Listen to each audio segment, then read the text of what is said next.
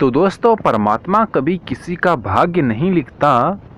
जीवन के हर कदम पर हमारी सोच, हमारा व्यवहार और हमारे कर्म ही हमारा भाग्य लिखते हैं। नमस्कार दोस्तों, मैं दीप बोगुना स्वागत करता हूं आपका स्टडी इन दीप से एम्पायर में।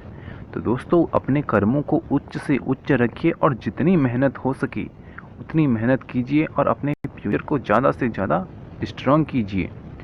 तो चलिए बिना देरी के आज की वीडियो करते हैं शुरू। गति का पहला नियम आपने मेरे साथ पिछली वीडियो में पढ़ा था। आज हम पढ़ेंगे गति का द्वितीय नियम। तो क्या कहता है गति का द्वितीय नियम, तो इसको अब हम शुरू करते हैं। गति का प्रथम नियम यह बताता है कि जब कोई असंतुलित बल बाह्य बल किसी वस्तु पर कार्य करता है तो उसके वेग में परिवर्तन होता है, अर्थात वस्तु त्वरण प्राप्त करती है। इससे क्या होता है, जो वस्तु है वो क्या करेगी, त्वरण प्राप्त करती है। ठीक है, ये कौन सा रूल था, फर्स्ट वाला रूल था। अब हम देखेंगे किसी वस्तु का त्वरण उस पर लगाए गए बल पर कैसे निर्भर करता है। ये हम सेकंड लॉ में देख रहे हैं। ठीक है, तथा हम ये भी देखेंगे उस बल को हम कैसे मापते हैं। आइए इसको हम कुछ अपने जो हम डेली लाइफ में अपने डेली रूटीन से देखते हैं। टेबल टेनिस आप में से सबने खेला होगा। तो जब हम उसको खेलते हैं तो उसको खेलने के दौरान यदि गेंद किसी खिलाड़ी के शरीर से टकराती है तो वह घायल नहीं होता है ना, यानी उसको चोट नहीं लगती है। गति से आती हुई क्रिकेट की गेंद किसी दर्शक को लगने के बाद, यानी किसी दर्शक को अगर गेंद लग जाती है तो उसे घायल कर सकती है। तो आपने यहाँ पे क्या देखा, जो टेनिस की बॉल थी वो किसी को लगी तो उसको कुछ भी नहीं हुआ, लेकिन वहीं पे अगर क्रिकेट मैच की जो बॉल है वो किसी को लग जाए तो वो क्या कर सकती है, उसको घायल कर सकती है। सड़क के किनारे खड़े किसी ट्रक से कोई दुर्घटना नहीं हो सकती है, परंतु 5 मीटर प्रति सेकंड जैसी कम गति से चलते हुए एक ट्रक से क्या हो सकता है, रास्ते में खड़े किसी व्यक्ति की मृत्यु का कारण बन सकती है। यानी अगर खड़ी है कोई ट्रक तो उससे हमको कोई नुकसान नहीं होगा, लेकिन अगर वो चल रही है, चाहे वो बहुत ही स्लो मोशन में चल रही है, वो किसी को मार सकती है। ठीक है, तो हमने यहाँ पे ये देख लिया, एक छोटे द्रव्यमान की वस्तु जैसे कि गोला का आकार जो होता है, अगर बंदूक से तीव्र वेग से छोड़ा जाए, यानी उसको अगर हम बहुत तेज़ से छोड़ते हैं तो वह किसी भी व्यक्ति की मृत्यु का कारण बन सकती है। इससे पता चलता है कि वस्तु के द्वारा उत्पन्न प्रभाव, यानी जो वस्तु है उसके द्वारा जो उत्पन्न प्रभाव होगा वस्तु के द्रव्यमान एवं वेग पर निर्भर करता है। यानी वो उसके द्रव्यमान पर निर्भर करेगा और उसके वेग पर निर्भर करेगा। ठीक है, वेग मतलब कि वह कितनी स्पीड से चल रही है, इस चीज़ पर वो निर्भर करेगा। इसी प्रकार अगर हम देखें कि किसी वस्तु को त्वरित किया जाता है तो अधिक वेग प्राप्त करने के लिए अधिक बल की आवश्यकता होती है।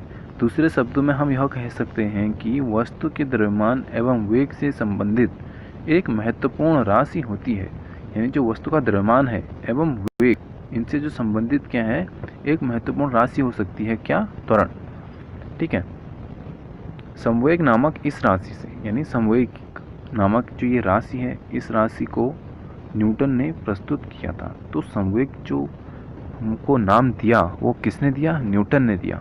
ठीक है, किसी वस्तु का संवेग को हम यहाँ पे आप इतना याद रखो कि संवेग को हम p से डिनोट करते हैं। तो संवेग p बराबर उसके द्रव्यमान यानी m। ठीक है, मास आपको पता होगा, द्रव्यमान को मास बोलते हैं।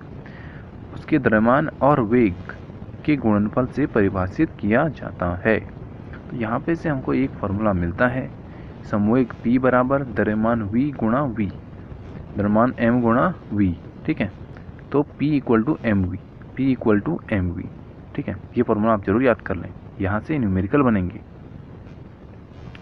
संवेग में परिणाम और दिशा दोनों होते हैं। इसकी दिशा वही होती है जो वेग v की होती है, यानी जो इसका जो दिशा होगी इसकी वो वही होगी जो हम जहाँ की ओर हमारा वेग होगा। ठीक है, संवेग का ऐसा मात्रक अगर मैं आपको बताऊं तो वो होता है किलोमीटर प्रति सेकंड। क्या होता है, मीटर प्रति सेकंड। ठीक है, क्योंकि किसी संतुलित बल के प्रयोग से उस वस्तु के वेग में परिवर्तन होता है, इसलिए यह कहा जा सकता है कि जो बल है, बल ही संवेग को परिभाषित कर सकता है, परिभाषित भी करेगा और उसको परिवर्तित भी कर सकता है, यानी बदल भी सकता है। क्या, बल, यानी हम जितना बल लगा रहे हैं उस हिसाब से हमारा संवेग क्या होगा, चेंज होते रहेगा। ऐसी अवस्था के बारे में विचार करें जब खराब बैटरी वाली एक कार को सीधी सड़क पर 1 मीटर प्रति सेकंड की गति प्रदान करने के लिए धक्का दिया जाता है, तो जब हमने ये तो आपने डेली लाइफ में भी देखा होगा, जब कोई गाड़ी खराब आती है तो क्या करते हैं, उसको धक्का देते हैं, जो कि उसके इंजन स्टार्ट करने के लिए पर्याप्त है, और इतना धक्का देते हैं कि जिससे उसका इंजन क्या हो जाए, स्टार्ट हो जाए। यदि 1 या 2 व्यक्ति इसे अचानक धक्का देते हैं तो भी यह स्टार्ट नहीं होता है, लेकिन कुछ समय तक लगातार धक्का देने से उस कार पर क्या आ जाती है, गति यानी मोशन आ जाता है। इससे स्पष्ट है कि कार के संवेग में परिवर्तन केवल बल के परिणाम से ही नहीं होता है, बल्कि उस समय से है जितने समय तक कि उस पर क्या है, बल लगाया जाता है। यानी सिर्फ बल नहीं, बल को हम कितने समय तक लगा रहे हैं, ठीक है, ये भी उस पर निर्भर करता है। इससे यह भी निष्कर्ष निकाला जा सकता है कि वस्तु के संवेग में परिवर्तन लाने के लिए या लाने वाला जो बल होता है उस समय दर पर निर्भर करता है जिससे कि संवेग में परिवर्तन होता है, ठीक है। तो वो उस पर निर्भर करेगा जिससे क्या हमारा संवेग पर परिवर्तन होता है। गति का द्वितीय नियम यह बताता है कि किसी वस्तु के संवेग में परिवर्तन की दर उस वस्तु पर लगने वाले असंतुलित बल की दिशा में बल के समानुपाती होता है, और यही हमारा सेकंड लॉ है, यानी सेकंड रूल है, ठीक है। सेकंड रूल भी इम्पोर्टेंट है और यहाँ से हमारे न्यूमेरिकल आते हैं, इसलिए आप इसको जरूर याद करें, और इसका फॉर्मूला भी मैं आपको बता देता हूँ। गति के द्वितीय नियम की गणितीय गणना करते हैं। माना m द्रव्यमान की कोई वस्तु u प्रारंभिक वेग से सीधी रेखा में चल रही है, t समय तक एक निश्चित बल यानी F लगाने पर उस वस्तु का जो वेग होगा v हो जाता है, ठीक है। तब इसका प्रारंभिक और अंतिम संवेग क्रमशः p1 और p2 से डिनोट करते हैं इसको। तो p1 इक्वल टू क्या हो जाएगा, mu हो जाएगा, और p2 इक्वल टू mv हो जाएगा। संवेग में परिवर्तन को अगर हम देखें तो संवेग में परिवर्तन की दर जो होती है वो क्या होती है, संवेग p2 माइनस p1, ठीक है। और p2 माइनस p1 क्या है हमारा, mv माइनस mu। ये हमने देखा था ना अभी, यहीं पे ऊपर हमने ये कर रखा है ये वाला, तो यहाँ से ही ये वाला चीज़ हमने लिख दिया, ठीक है। और यहाँ से अब हमने क्या किया, यहाँ पे m बाहर कॉमन ले लिया, तो अंदर क्या बचा, v माइनस u बचा, ठीक है। और तो जब इतना हुआ तो इसमें क्या आता है, संवेग में परिवर्तन की दर, अगर हम यहाँ पे दर लगा दें तो उसके बाद क्या हो जाता है कि यहाँ पे अपॉन में टाइम, यानी टाइम चले जाता है, ठीक है। तो ताकि इससे क्या बता सकें हम इतने टाइम में इसकी दर क्या है, ठीक है। यहाँ से इसकी दर निकलेगी, लगाया गया, इसमें जो बल मिलेगा हमको F बराबर जो हमारा होगा F proportion to m into V minus U upon T हो जाएगा, ठीक है। और अगर हम m को यहाँ पे जो हमारा प्रोपोर्शन का साइन है, ठीक है, ये वाला आप जो साइन देख रहे हैं इसको अगर हटाएं तो एक कांस्टेंट लगेगा, ये आपको पता होगा। अगर हम प्रोपोर्शन का साइन हटाते हैं तो एक कांस्टेंट लगता है, तो यहाँ पे वो कांस्टेंट है k, ठीक है। तो यहाँ पे जो हमारा रियल फार्मूला बनता है वो बनता है F equal to K M into V minus U upon T, ठीक है। ये वाला फार्मूला आप याद रखना। और अगर आपको इतना याद होगा कि v minus U upon T क्या होता है, हमारा त्वरण होता है, ठीक है, तो a, तो इसको त्वरण को हम a से डिनोट करते हैं, तो यानी F equal to K M A, एक और फार्मूला मिल गया F equal to K M A, ठीक है। यहाँ जो a है वो है हमारा v minus U upon T, वेग में परिवर्तन की दर अर्थात त्वरण है। k एक अनुपातिक स्थिरांक है। द्रव्यमान और त्वरण की SI मात्रक क्रमशः kg और मीटर प्रति सेकंड स्क्वायर हैं। हम बल का मात्रक इस प्रकार लेते हैं कि स्थिरांक k का मान 1 हो जाता है। इस इकाई बल को उस मात्रा के रूप में परिभाषित करते हैं। एक kg द्रव्यमान वाली किसी वस्तु में 1 मीटर प्रति सेकंड स्क्वायर का त्वरण उत्पन्न करती है, अर्थात एक इकाई बल यहाँ से क्या होगा हमारा, एक इकाई बल बराबर k हमारा कितना रख दिया हमने, 1 ग्राम रख दिया, ठीक है।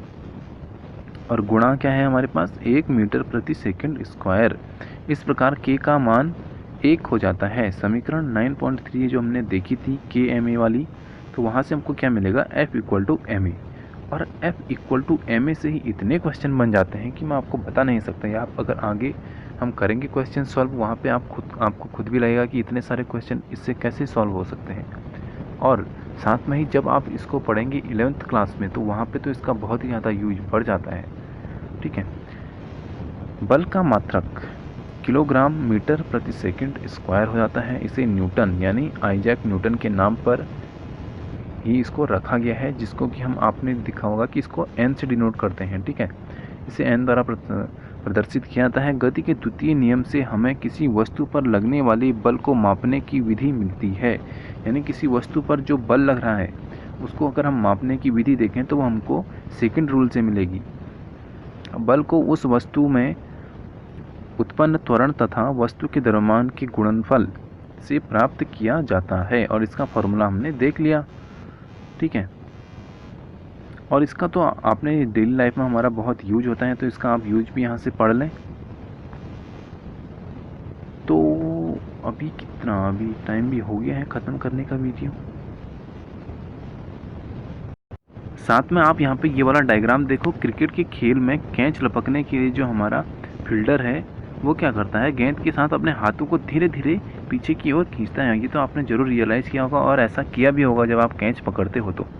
ठीक है। तो इससे क्या होता है कि हाथों पे चोट नहीं लगती है और अगर हम उसको पीछे की ओर लेके आए बॉल को, ठीक है, हाथ में पकड़ते पकड़ते तो कैच भी हम पकड़ सकते हैं और कैच पकड़ने में हमको बहुत आसानी भी होगी और बॉल जो है वो हमारे हाथ पे पूरी बैठ जाएगी। उससे वो क्या होगा, बाहर नहीं गिरेगी और साथ में ये भी फ़ायदा होता है कि हमको उससे चोट नहीं लगेगी।